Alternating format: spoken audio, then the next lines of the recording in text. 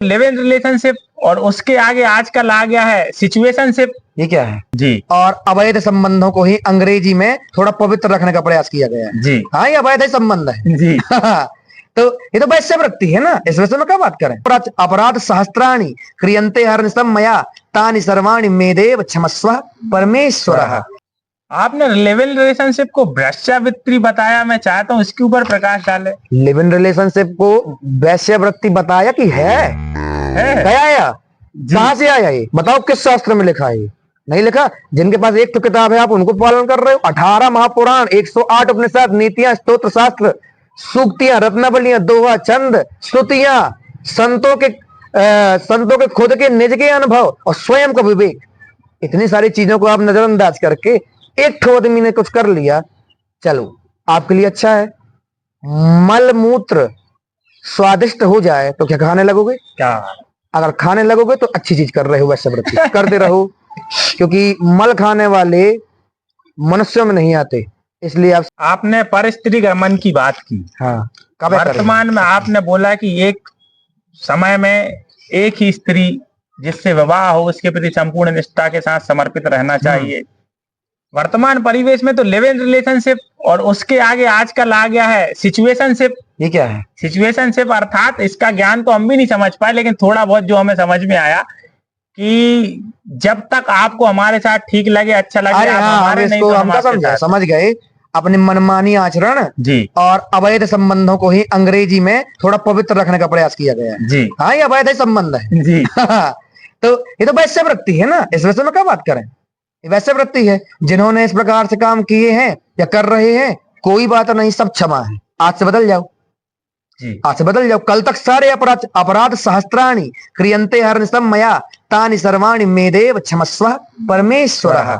भगवान कैसे हैं? कर्पूर गौरम करुणा अवतारम। तो करुणा है अर्थात दयावान है। एक बार झुको तो कितना गलत कार्य कर लिए हो, एक बार शरणागति ले लेने पर भगवान 1000 करोड़ जन्मों के पाप क्षमा कर देते हैं। जन्म को तो छोड़ दो, तो ये तो वादा है। तो ये परस्त्री गमन, ये सुनने में ही अगर खराब लग रहा, दादू हम आपसे इसलिए सहमत हुए ये सब करने के लिए कि ये जो चल रहा है, जो अभी इस चीज में लिप्त हो, वो माताएं और बहनें जो हमारे बराबर है, हमसे छोटी हैं, हमसे बड़ी हैं, इस बात को ध्यान रखना। आपकी बिटिया भी किसी दिन आपके संस्कारों के प्रभाव में आके यही करेगी, और आपके पुत्र भी।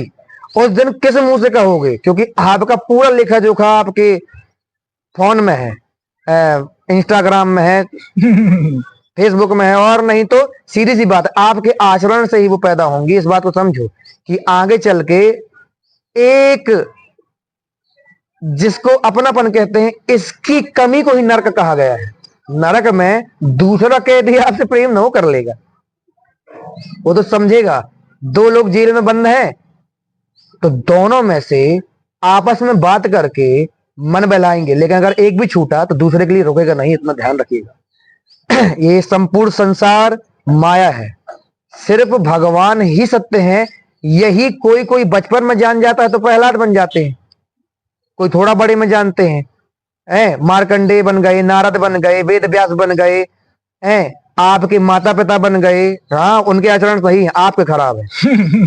और आपके कारण आने वालों खराब हो जाएंगे, निश्चित सत्य है। और आपकी ही आने वाली पीढ़ी के लिए कल के अवतार होंगे और उन्हीं को मारेंगे, आप ही के नाती पोताओं को मारेंगे, निश्चित सत्य है। आज बदल जाओ। हम तो कह रहे हैं ना, तत्काल निर्णय लेने वाला व्यक्ति ही वास्तव में जीवित है, जो तत्काल निर्णय ले सके। अच्छे काम हो तो तत्काल निर्णय लो। हाँ, किसी का हत्या करनी हो तो 3 दिन सोचो, क्योंकि हो सकता है हमारा क्रोध चला जाए, जब तक तो वो बच जाए। और अपन भी सोच लें कि भाई क्रोध में बुद्धि नाश हो जाती है ना, ऐसा। आपने लिव इन रिलेशनशिप को वेश्यावृत्ति बताया, मैं चाहता हूँ इसके ऊपर प्रकाश डाले। लिव इन रिलेशनशिप को वैश्यवृत्ति बताया कि है क्या आया, कहां से आया, ये बताओ किस शास्त्र में लिखा है। नहीं लिखा। जिनके पास एक तो किताब है आप उनको पालन कर रहे हो। 18 महापुराण, 108 उपनिषद, नीतियां, स्तोत्र शास्त्र, सूक्तियां, रत्नावलियां, दोहा, छंद, स्तुतियां, संतों के खुद के निज के अनुभव और स्वयं का विवेक, इतनी सारी चीजों को आप नजरअंदाज करके एक ठो आदमी ने कुछ कर लिया, चलो आपके लिए अच्छा है। मल मूत्र स्वादिष्ट हो जाए तो क्या खाने लगोगे? क्या? अगर खाने लगोगे तो अच्छी चीज कर रहे हो, वैश्यवृत्ति करते रहो। क्योंकि मल खाने वाले मनुष्यों में नहीं आते। इसलिए आप समझना इस बात को, आप जिस कुल परंपरा और रीति से चले हो, अगर उस कुल परंपरा रीति में भी दोष रहा हो और आज आप जान गए हो तो उसको तत्काल हटाओ। चाहे हिंदू हो, चाहे मुस्लिम, चाहे सिख, चाहे ईसाई, अपने अपने धर्म के अंदर चल रही कुरीतियों को हटाओ जो भी आपके विवेक के अनुसार ना हो। और विवेक क्या कहता है?